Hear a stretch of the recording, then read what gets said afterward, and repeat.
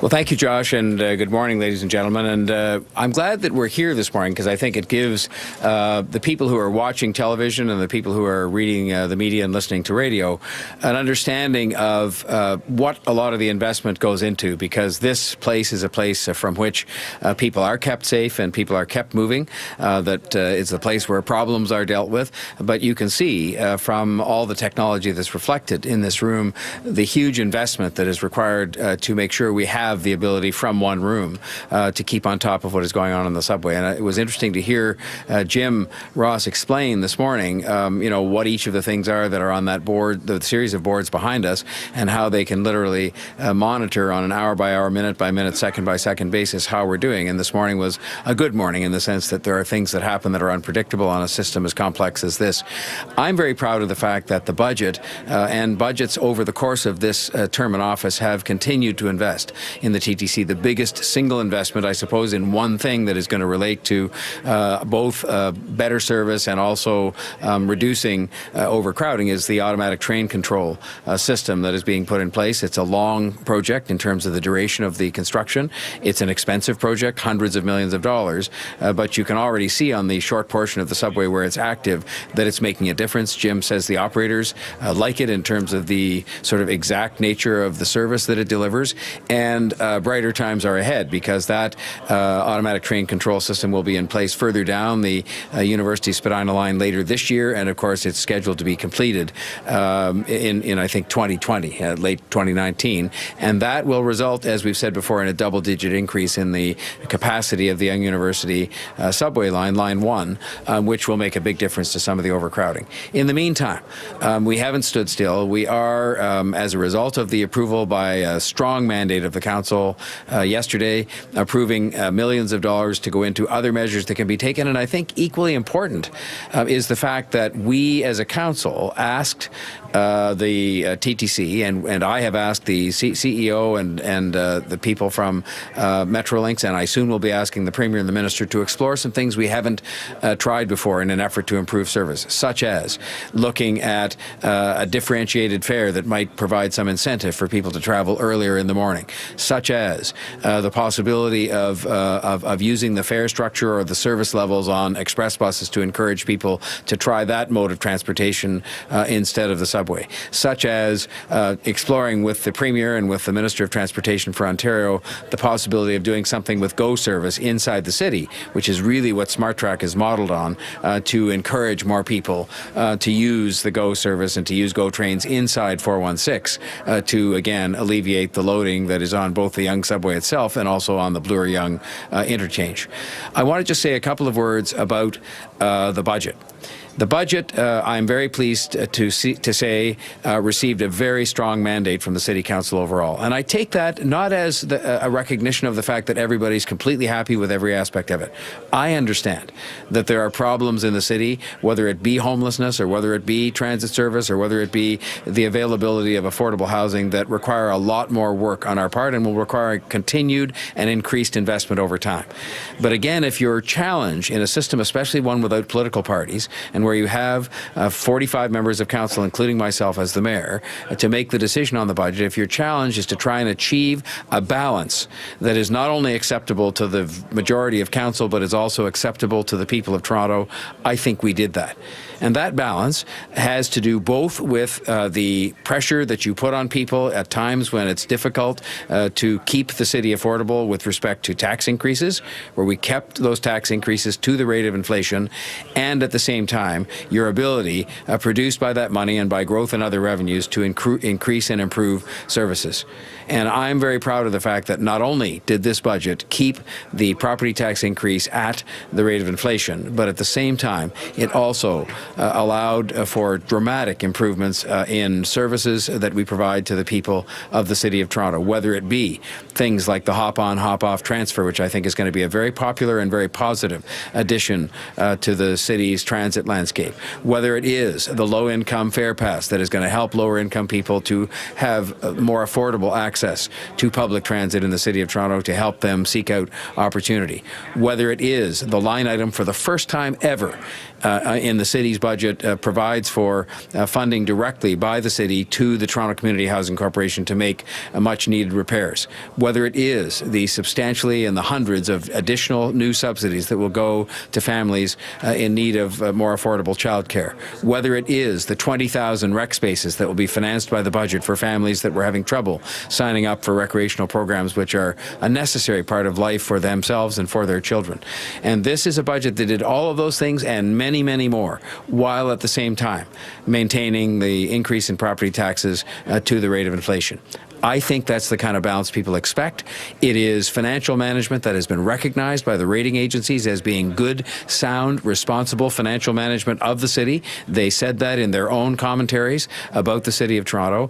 And it is also the kind of balance that you need in order to get the budget passed by the City Council. And it was passed, in this case, I would say, again, by a very strong majority of the City Council, who said that while it wasn't solving every problem overnight, because you can't, that it reflected an adequate movement forward on the main issues of the day and an adequate respect for the need to maintain affordability for property taxpayers in the City of Toronto.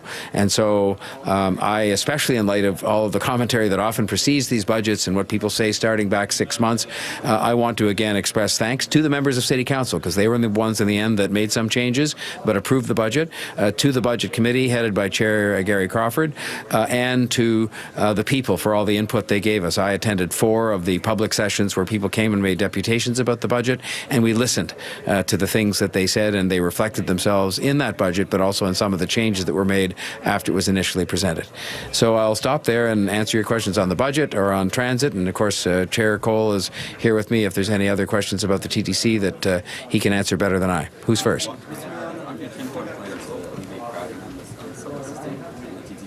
One thing that's not in there is something that Jennifer Keysmiller has recommended, creating a dedicated planning team for the Leaf Line subway. Why not include that in the plan? Well, I think if you looked yesterday, in fact, it is included in the plan, although it's not included in exactly the way that you articulated it. In my remarks yesterday, I think one of the points, I forget which number it was, indicated that I had asked both the Chair Cole and I had asked both the Chief Executive Officer of the TTC, and we were going to be talking to the people at Metrolinx, to the extent they're involved, about a means by which we could speed up all of the transit projects in the network transit plan that has been approved by the City Council. And I think I made specific reference to the relief line in talking about that. So we're waiting for them to come back to us. But I put to them, you should know, in that private meeting that I made reference to, that Chair Cole and I attended last week, specifically the notion of a team that would, in particular preside over the relief line or all of the other projects for that matter, and what their needs might be in terms of increased staffing to make that happen. And I've put it back to them to come back to us and tell us what they think is going to work best in terms of moving those projects forward. I want to be clear on what I said yesterday, and I think if you go back, the words were all written down, so you're welcome to a copy of them. I asked them, and Chair Cole asked them, meaning the TTC and to some extent Metrolinx, but it was more the TTC in the room, to explore any and all means to speed up those projects in any way possible, projects plural, but starting with the relief line. And if they come back and say to me that the best way to do that is through a dedicated team to work on the relief line, then I will be obviously taking that under very positive consideration. But and I've asked for that report back very soon, not months from now. So that's in their hands, but I've certainly said I'm very open to it. And just to be clear, that's at the TTC and the city? Yes, I'm sorry, that's the part I was thinking about the parties who were in the room. It was the TTC, the city, and Metrolinx wasn't at that meeting, but we've been in touch with them about some of the other things that they might do. But yes, TTC and the city, and they're to come back to us together to say, look, we believe that within the context of the need to speed these projects up, including in particular the relief line, this is the best way to do it, and that's what's going to come back to us for our consideration, to the Commission or to City Council or to all of the above. I'm sorry, go ahead. Okay. Last night, Council voted down 2 calls to reinstate the vehicle registration tax, which would have been used to pay for transit. Why are you against that tax? Because if we're trying to make the city, remain affordable for people, and I think a lot of people are struggling with that, I don't think a tax of that magnitude, and it was in the resolution that it could be as high as $120 per vehicle. And I just think right now at this stage that that is going to be something that is going to cause a lot of strain for a lot of people. And while I acknowledge the fact that we have work to do on funding the transit projects, we've made great progress on getting financial support from the federal government. We have lots of work to do yet with the province to get them to step up on the very same projects we're talking about expediting. And then the city has to answer the question beyond the gas tax and beyond our own city building fund, how we're going to finance our share of those projects. But at the same time, I do not believe the right way to do that is to reinstate the car vehicle tax, especially at a level of $120. But I don't believe reinstating it generally is the right answer. And so I voted against it. So will we see the city pursue any new revenue flows, like in the lead up to the election? Well, we're going to have another discussion. I mean, this city council, I will say, under my leadership, had the courage to step forward and say that we would impose road tolls on 2 roads that we have ownership of and responsibility for, much as I believe we shouldn't.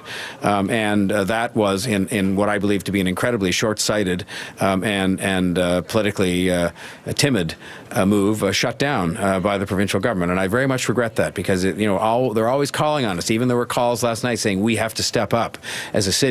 And my recollection of that was very clearly that when we announced something like that and it got approved by the city council, there was generally, I think, quite accepting a reaction from the people of the city of Toronto, some of whom would pay those tolls.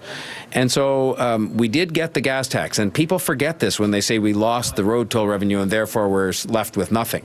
We got that, and quite frankly, I think that the city of Toronto and our council should take a fair degree of the credit for the fact not only did we get it, but every other municipality in the province got it as well. And I think they got it because we put the province on the spot by saying, well, fine, if you're not going to approve that, what are you going to do to help us pay for transit? And they provided up to what I think will be up to $170 million a year in help for us. But there's still more that we have to do to pay for all the transit we're building.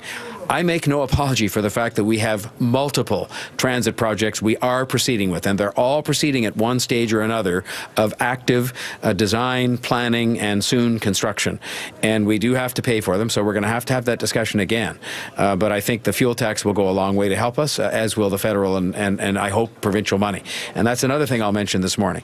In the wake of the budget passed yesterday, I will be renewing and stepping up the pace of my advocacy to the provincial parties, all of them, to say that we need you in the context of an election soon to happen, to step up now and say that you are going to be there for the City of Toronto to make sure that the public transit needs that we have, catching up for decades of inaction, will be there.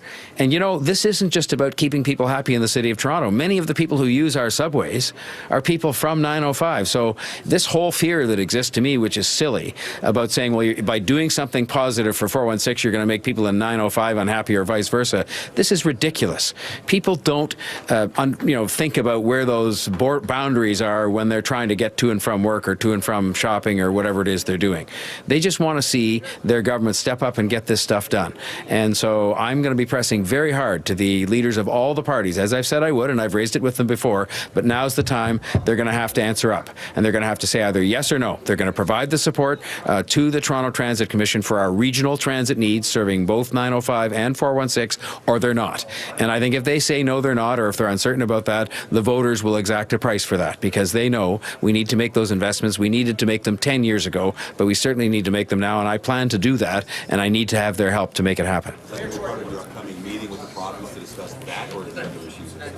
I will tell you right now that number one on my list for the entire time that I have been the mayor has been transit funding, both with the federal and provincial governments. And I will say that we've made considerable progress, a lot with the federal government, billions of dollars, a little less so with the province. They've supported the planning and design work on the relief line, for example, but now we need them to step up and say, we're going to give you our share of the financing to build the relief line. And that will be front and center on my discussions with the Premier and the Minister of Transportation, both of whom I expect to meet within the next couple of weeks. And second on that list, by the way, is housing. Because, again, there's been some good progress made compared to what existed when I became the mayor, but there's more to be done. And the people of Toronto know we have these challenges. I was reminded of it by some of my council colleagues yesterday, and quite properly so. But in the end, we're only going to get those things done if we have their support, because they have access to far more money than we do. We have property taxes, and that's sort of about it. And they were never meant to pay for big transit projects or for housing all by themselves. Can you address that email that was sent out talking about shutting down the Scarborough RT and build the Lawrence Go East. I know that Mary Annie is on. This story represented a very misleading state of affairs that existed at the time the story was written. There's an email, I believe, that goes back to July of 2017, and subsequent to that time, engineers have found a solution that will not require the SRT to be shut down. In fact, I'm told the journalists in question were introduced to those engineers and told of that solution, and so I just find it very frustrating when people know. There was even a report in front of the city's executive committee a couple of months ago that indicated a solution has been found, and yet we get this big headline that in effect is just scaring people into thinking they're going to lose their transit while construction is underway. And I make no apologies for the fact we're building new transit, and that is going to have some disruption, as it's doing now on Eglinton, for example.